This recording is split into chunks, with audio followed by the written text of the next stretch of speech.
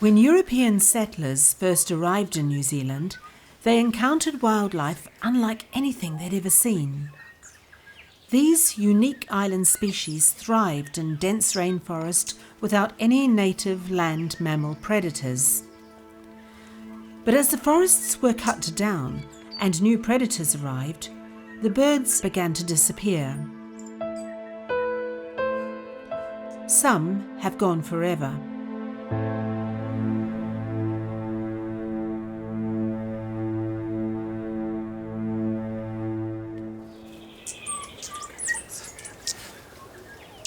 But one bird that was on the very brink of extinction is making a comeback. That bird is the Hihi, a songbird found only in New Zealand's North Island. It's one of New Zealand's most colourful birds, yet few people in the country have ever seen one. At the time of European contact or Europeans arriving in New Zealand, the hihi was actually a very common species.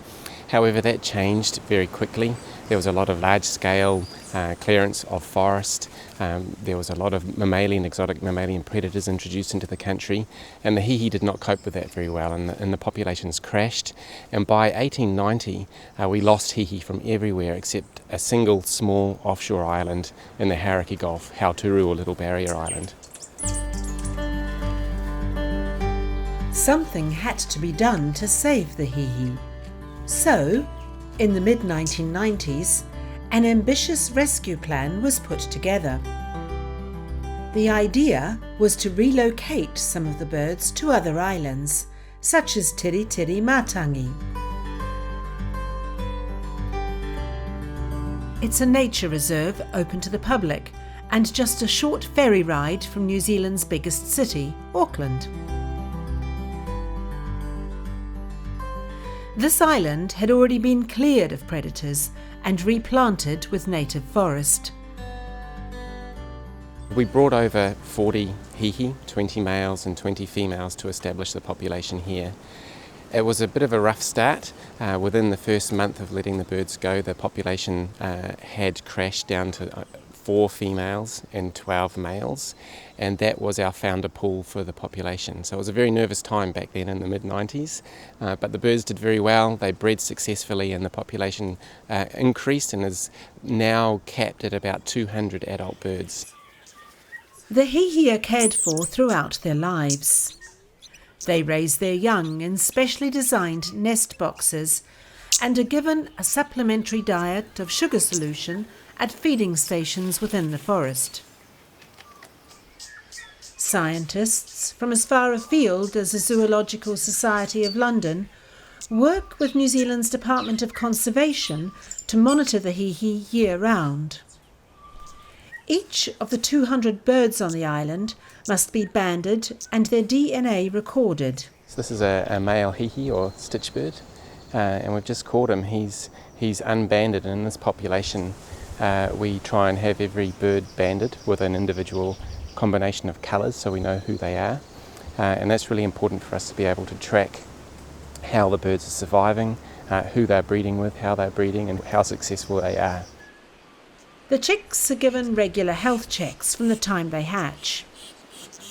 Although there are no introduced predators on the island, the youngsters are still extremely vulnerable to other threats. We've got to look after the babies once they're born, and that involves coming out every 2 days after they've hatched, and we're checking for parasites on the babies. And so if that happens, we typically will give them a treatment with a miticide, so it's frontline. It's the same chemical that you use on your cats to control fleas. That'll control the mites, get rid of them. Sometimes there's a lot, and you'll see them, they'll be on the chicks, they'll be crawling all over the nest box, and so then we have to actually replace the entire box. Such has been the success of the Hihi project that birds are being resettled to protected wildlife reserves elsewhere in New Zealand. Then new birds are brought onto Tiritiri Matangi to strengthen the gene pool of the Hihi. We generally bring individuals from Little Barrier Island, which is the natural population of Hihi. It was the only remaining population that was left. So we recreate a normal migration scenario, but we have to do it artificially. The Hihi are cheerful participants in the breeding programme thanks to their remarkably active love life. Hihi are some of the most promiscuous birds in the world. They are record breakers for promiscuity. Around 70% of all the chicks in their nest are from other males other than the social partner. And this is actually something fairly positive in the Hihi. So the female can avoid the impact of inbreeding by mating with multiple males.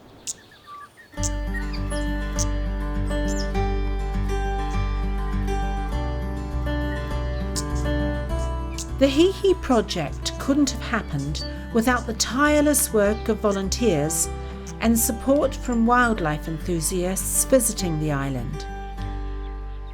Their efforts have helped scientists gather information that may be useful in conservation projects further afield.